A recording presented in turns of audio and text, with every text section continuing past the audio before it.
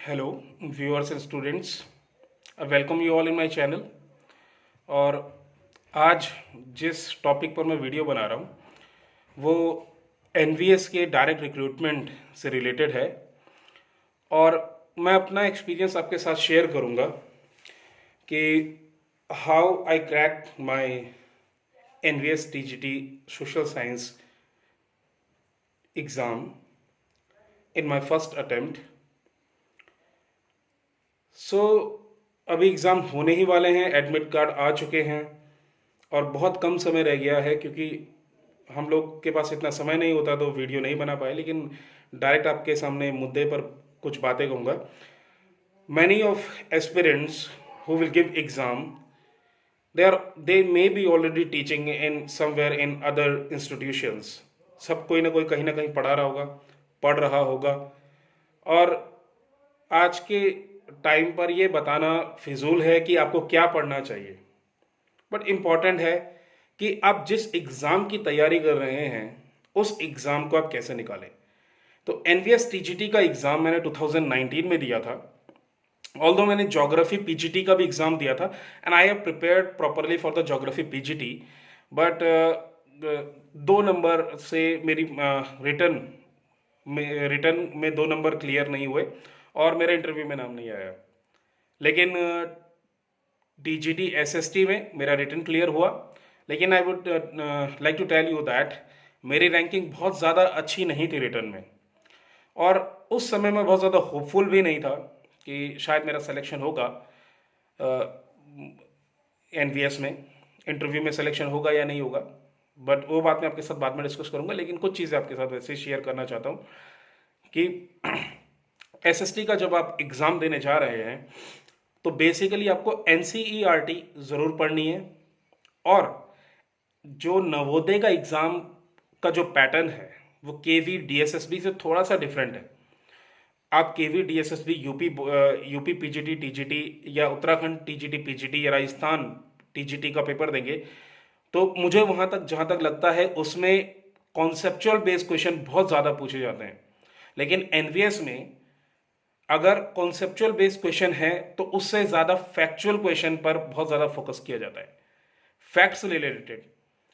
तो मे भी जो लोग कई समय से पढ़ा रहे हैं उनका कॉन्सेप्चुअल नॉलेज सब्जेक्ट से रिलेटेड बहुत अच्छा हो सकता है। लेकिन जो लड़के, जो कैंडिडेट अभी तैयारी कर रहे हैं एग्ज़ाम की, उनका फैक्चुअल नॉलेज बहुत ज़्यादा बेहतर होगा आपसे, क्योंकि वो कॉन्टिन्यूसली कोचिंग ले रहे हैं, पढ़ रहे हैं। सो मेरी आपसे ये दरखास्त है, ये आपको मैं सजेशन देता हूँ कि आप लोग जितना फैक्चुअल नॉलेज ले रहे हैं उतना कंसेप्चुअल भी लीजिए। और जो कंसेप्ट बेस्ड स्टडी, जो जानते ही हैं बेसिकली कि कंसेप्ट बेस्ड जो क्वेश्चन आराम से सॉल्व कर लेते हैं, जो इतने टाइम से पढ़ा रहे हैं, तो आप फैक्चुअल फैक्ट्स पर भी ध्यान दीजिए, जो फैक्ट से रिलेटेड क्वेश्चन एग्जाम में आएंगे। नेक्स्ट, जो आपको हिंदी और इंग्लिश लैंग्वेज का क्राइटेरिया, आपको पासिंग मार्क्स का क्राइटेरिया पूरा करना है, वो तो बहुत इंपॉर्टेंट है ही। समटाइम्स मेरे साथ के कुछ ऐसे टीजीटीज हैं जिनका हिंदी या इंग्लिश 5 मार्क्स जो बेसिक क्वालिफिकेशन है वो पूरा नहीं हुआ और उनके मार्क्स ओवरऑल मेरिट से भी कई ज़्यादा थे। बट क्योंकि वो हिंदी और इंग्लिश का क्राइटेरिया पूरा नहीं कर पाए तो इसलिए उनका एग्ज़ाम नहीं हो पाया। सो सजेशन इंपॉर्टेंट ये है कि आप हिंदी और इंग्लिश की बेहतर तैयारी करें, सो दैट आपका जो नॉर्मल क्वालिफिकेशन है वो आप पा सकें। अगली इंपॉर्टेंट चीज़ है, जब मैं एग्ज़ाम की, किसी भी एग्ज़ाम की तैयारी करता था तो मेरा बेसिक फोकस होता था, सबसे पहले मैं रीजनिंग ही सॉल्व करता हूँ। रीजनिंग एक ऐसा टॉपिक है जिसमें आप सबसे ज़्यादा मार्क्स इंश्योर कर सकते हैं।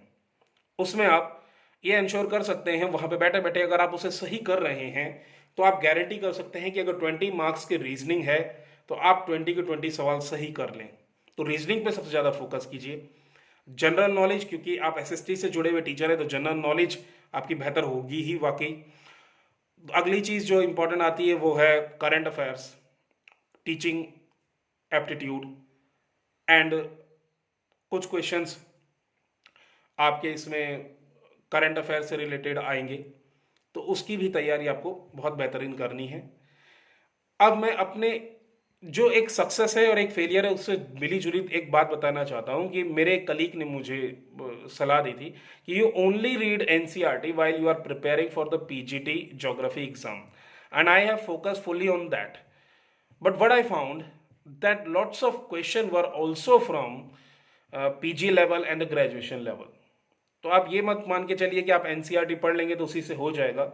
एनसीईआरटी के साथ में आप पीजी और ग्रेजुएशन लेवल की भी तैयारी कीजिए और दोबारा कह रहा हूँ कि फैक्ट्स को भी याद करते जाइए, फैक्ट्स को भी लर्न करते जाइए.